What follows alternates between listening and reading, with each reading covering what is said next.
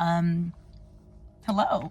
I am officially moved out, and your girl is tired, exhausted. There's something in the back for a friend of mine that I've been supposed to be giving her for months, and now it's in my car instead of putting it in the storage unit so I can give it to her tomorrow. But whew, man, what an experience this has been.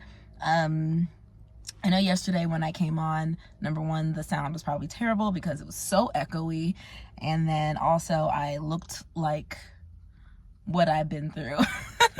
And also I'm just like wildly sleep deprived and very, very dehydrated. So I just went and got some food after another very long day.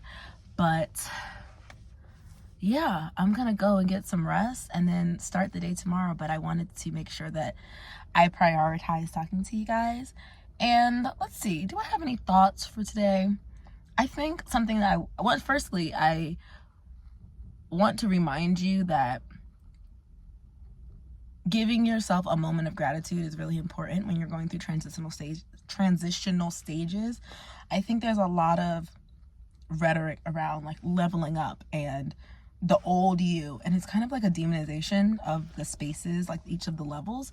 And I think that creates this inherent idea that there are certain spaces in life that are not acceptable, when that's not true, right? We go through ebbs and flows, we change trajectories. Some things that look bad from the outside are actually good for you, and vice versa. And we're always transitioning. There is no right time. It's just the right time for you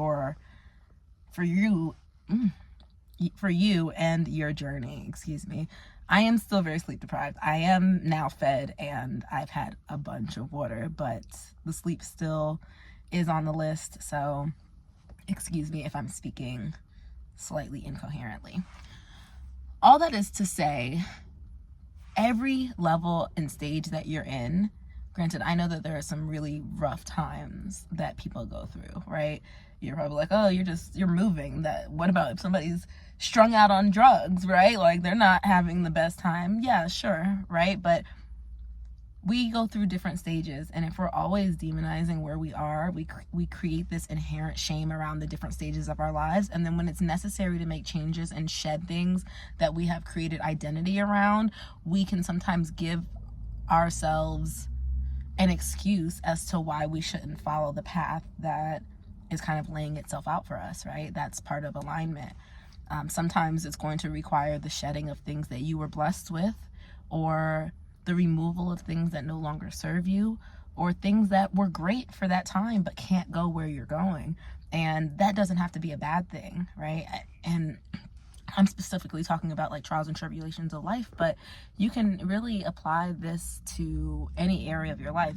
I'm also now a trainer, and it's the same thing with your body, right? There's a lot of conversation wrapped around shame about the old you, and now I'm this person and I'm better because I've lost weight and I've done this and I've done that. And I'm not gonna lie to you, I don't like it.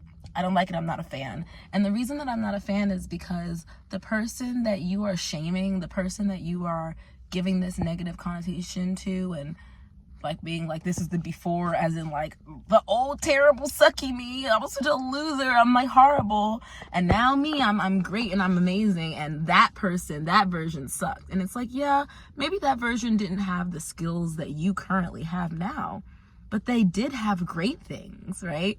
And that is the version of you that made a choice to change something in your life, to move forward, whether that's in fitness, or whether that's starting something new, starting a new business, starting a new job, creating a family, not creating a family, whatever it is, writing your art, or drawing your art, whatever it might be. You have to find a way to allow all the stages of yourself to exist without shame. We don't have to make ourselves feel bad about who we've been in order to become better. And all that was to say is, like, I've just been really grateful for this stage that I've been in, because if I didn't allow myself to enter in it without shame, then I would not have gotten to where I currently am. And there are places that I'm going that require me to do things, once again, that I have to dismantle ideas within me that create feelings of shame, or not allowing those feelings to stop me from doing something that I know is best for the goals that I have set out for myself. So all of that is to say, be kind to yourself. And when you have a moment as you transition to new stages of your life,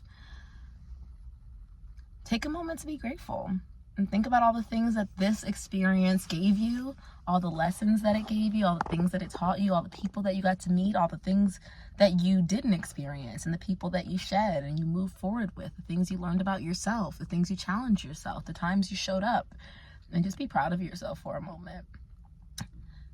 It was about 45 seconds because I had a busy day, but the point is, do what you can to acknowledge yourself and like clap for yourself a little bit and just be like, yeah, good job you, you're doing great, kid.